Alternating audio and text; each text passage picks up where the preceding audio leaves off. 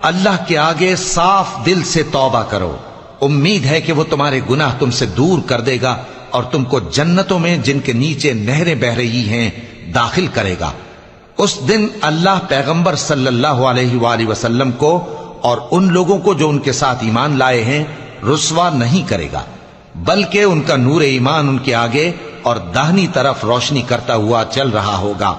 और वो अल्लाह से इल्तिजा करेंगे कि ऐ परवरदिगार, हमारा नूर हमारे लिए पूरा कर और हमें मुआफ फरमा। बेशक अल्लाह हर